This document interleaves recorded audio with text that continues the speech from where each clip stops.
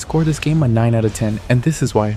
From the very moment I stepped into Nioh 3, I felt an energy that was distinctly its own. The series has always demanded attention, but this time, it feels like every movement, every swing of a weapon, and every leap across the sunlit field carries weight and intention. Playing as a ninja, I found myself savoring the fluidity of the combat, sneaking behind an enemy, landing a back attack, and seamlessly flowing into a chain of strikes. It's a rhythm that makes the act of fighting exhilarating, where patience and precision reward you just as much as aggression. Traversing the world in this mode feels natural, fast, agile, and full of possibility. There's a satisfaction in running across cliffs, wall running, and bounding between rooftops that makes exploration feel like its own kind of victory. The world itself, while more open than past entries, is meticulously designed. Each era presents layers of history intertwined with danger and discovery. Collecting the creatures scattered throughout the fields, the Kodama, Scampuses, Chichiko, and Sudama, offers a lighthearted counterpoint to the tension of combat. They also serve a purpose, guiding me toward hidden treasure, or rewarding me with bonuses that feel earned rather than handed out. The open spaces invite curiosity without overwhelming. There's always something worth investigating, whether it's an enemy encampment, a hidden treasure, or a challenge that tests your mastery of both styles. Combat remains the heart of the experience.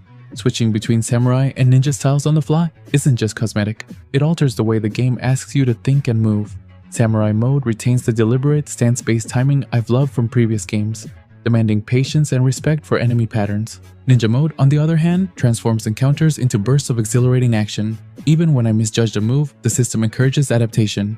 Each boss feels alive, not just in difficulty, but in personality. Staggering a foe and following through with a decisive finishing move sends a thrill down my spine, a payoff for learning the rhythm of the fight.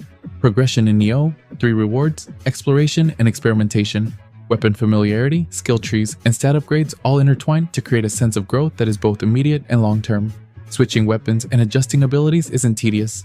It's a dialogue between the player and the game, where each choice subtly reshapes how I approach combat. Even small interactions, like visiting the blacksmith or petting the creatures scattered throughout the open world, contribute to a feeling of presence in the environment, making the world feel lived in despite the chaos of yokai corruption. The game's narrative, surprisingly engaging, complements the gameplay without demanding it. The story of sibling rivalry over succession to the shogun feels intimate against the backdrop of a world threatened by demonic forces. Time travel, yokai, and crucible corruption provide spectacle, but it's the human elements, the jealousy, the ambition, the burden of responsibility that anchor the journey. Cutscenes hold my attention, voice work and production values elevate key moments, and the pacing ensures that the story never overstays its welcome. There are moments where the immersion stumbles, minor performance quirks, camera issues in tight spaces, and occasional visual transitions that feel abrupt. The open world approach, while rewarding, slightly dilutes the laser focus that previous Nioh entries had. Yet these moments are exceptions.